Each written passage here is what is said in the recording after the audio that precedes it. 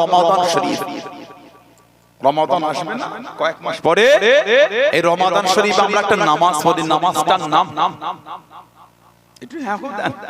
নামাজের নাম সালাতুত তারাবিহ বা কিয়ামুল লাইল ফির রমাদান, কিয়ামুল লাইল ফির রমাদান বা সালাতুত তারাবিহ। কয় রাকাত? 20 রাকাত, 20 রাকাত। সুবহানাল্লাহ বলেন। তারাবিহ 20 রাকাত, এটাই হলো সুন্নাহ। বললেন না সুবহানাল্লাহ। নামাজ কিন্তু নবীর সুন্নাহ।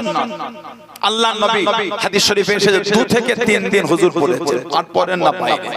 সিদ্দিক আকবর জামানায় যে যার মতন একা একা পড়তেন বা ছোট ছোট জামাত হতো নবাবী শরীফ। হযরত ওমর রাদিয়াল্লাহু আনহু ওনার জামানায় উনি সাহাবাদের একত্রিত করে আলোচনা সাপেক্ষে ওই নামাজটা জামাত করে দিলেন। হযরত উবাই ইবনে কাব রাদিয়াল্লাহু আনহু ওনাকে ইমামতের দায়িত্ব দিলেন। ঈশার নামাজ পড়াতেন হযরত ওমর রাদিয়াল্লাহু আনহু, আর তারাবির ইমাম হযরত উবাই ইবনে কাব রাদিয়াল্লাহু তাআলা।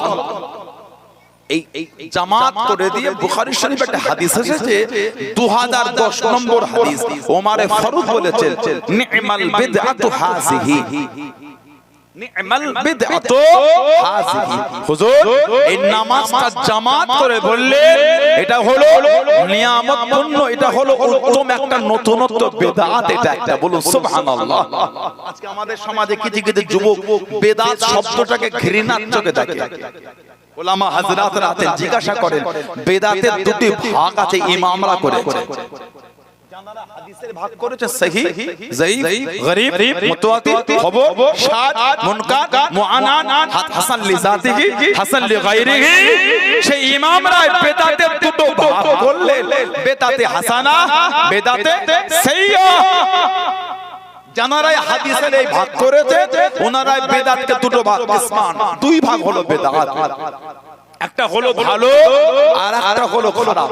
এক শ্রেণীর কিছু মোবাইলের ভিডিও দেখে দেখে তাদের মুখে শব্দই হয়ে গেল প্রত্যেক বেদাতি হলো গোমরা,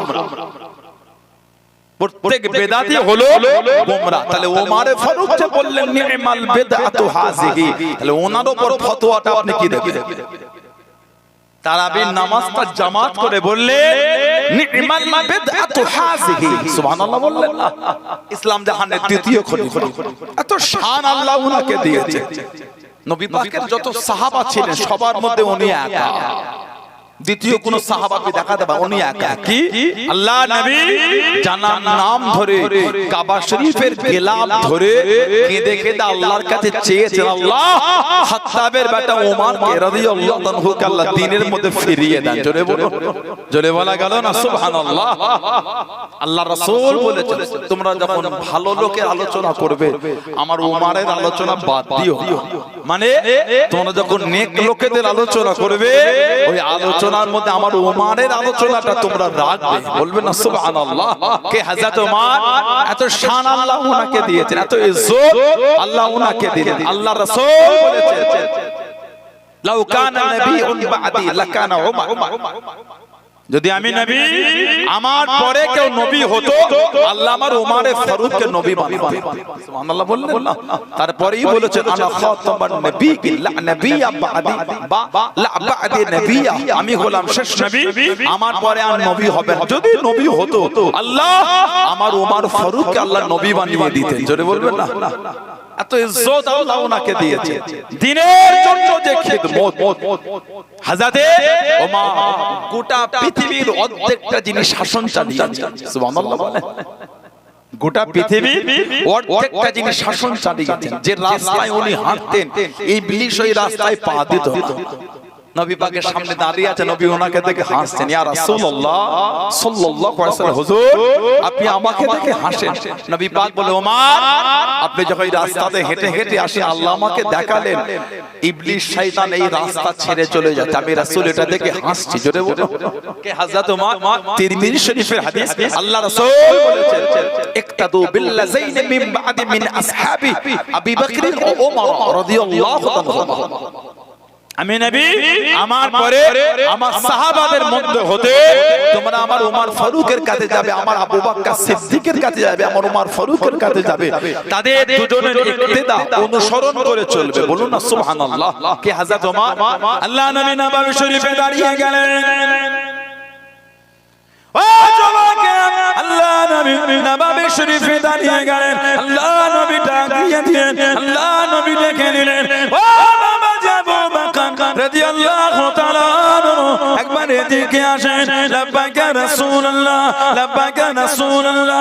আল্লাহ নবী সামনে চলে গেলেন, আল্লাহ নবী কাছে থেকে দাঁড়িয়ে গেলেন, আল্লাহ নবী ওনার হাত থেকে নিয়ে আল্লাহ নবী ডান হাতে নিচে চিপিয়ে নিয়ে আল্লাহ নবী ডাক দিয়ে দিলেন, আল্লাহ নবী ডেকে নিলেন, ও বাবা জুমান রাদিয়াল্লাহু তাআলা একবার এদিকে আসেন। লাব্বাইকা রাসূলুল্লাহ, লাব্বাইকা রাসূলুল্লাহ সাল্লাল্লাহু আলাইহি ওয়াসাল্লাম।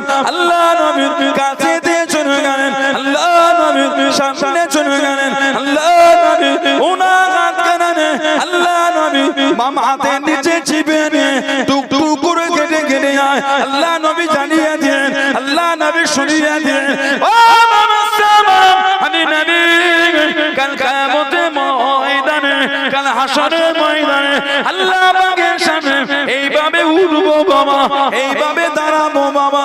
আমি নবী একদিকে আমার আবু বকর আর একদিকে আমার ওমর রাদিয়াল্লাহু তাআলা আনহু। আমি নবী কাল কিয়ামতের ময়দানে আল্লাহ পাকের সামনে এইভাবে উঠে দাঁড়াবো। তুমি বলুন সুবহান, আর একটু তুমি বলুন সুবহান। দুজনকে দুদিকে নিয়েছে, আমি নবী কিয়ামতে যখন উঠব দুজনকে জড়িয়ে নিয়ে আল্লাহর সামনে উঠে দাঁড়াবো। জোরে বলুন না সুবহানাল্লাহ। এটা আমার নবীর ইশারা ছিল, দুজনকে কাছে নিয়েই ঘুমাবো। এটা নবী পাকের ইশারা, দুজনকে পাশে নিয়েই ঘুমাবো। আমার নবী দুজনকে নিয়েই শুয়ে আছে। জোরে বলুন। আবু বকর সিদ্দিক রাদিয়াল্লাহু তাআলা উনি ইন্তেকালের আগে ওসিয়ত করে গেছেন, মারা গেলে গোসল দেবে, কাফন পরাবে, গোসল দেবে, জানাজা পড়বে, দাফন করবে।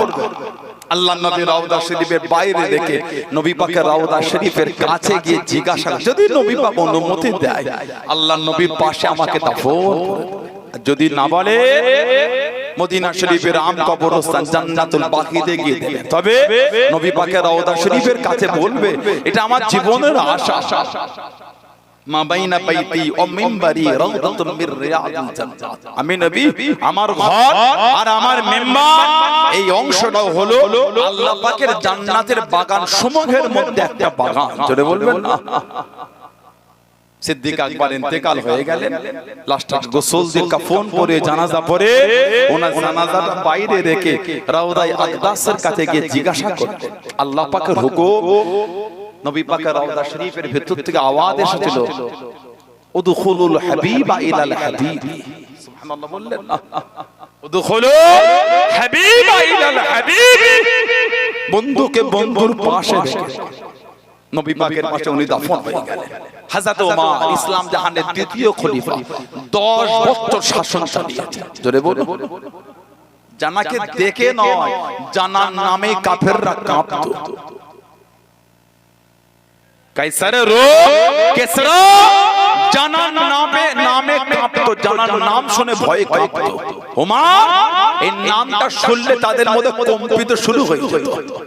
এত জালালি হালাত আল্লাহ ওনাকে দিয়েছেন। সেই ইসলামের অনুসারী আমরা, আজকে আমাদের ঈমানটা এত কমজোর হয়ে গেছে, আজকে আমাদের নামে না আমরা দাঁড়ালো লোক কাঁপে না।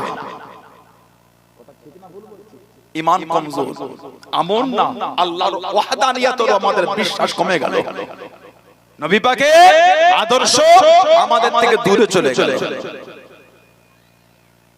মুসা আলাইহিস সালাতু ওয়াস সালাম হুজুর একটা ওয়াকিয়া মশহুর আছে, লোক বলে, আলেম ওলামা হযরতরা বলেন, সেটা সাপ হুজুর নিষেধ করেছে লোককে কামড়ানো। পরে যখন গিয়ে দেখছে কঠিন অবস্থা, হুজুর বলে কি ব্যাপার এই হালাত, হুজুর আপনি হুকুম করলে কামড়াবেন না।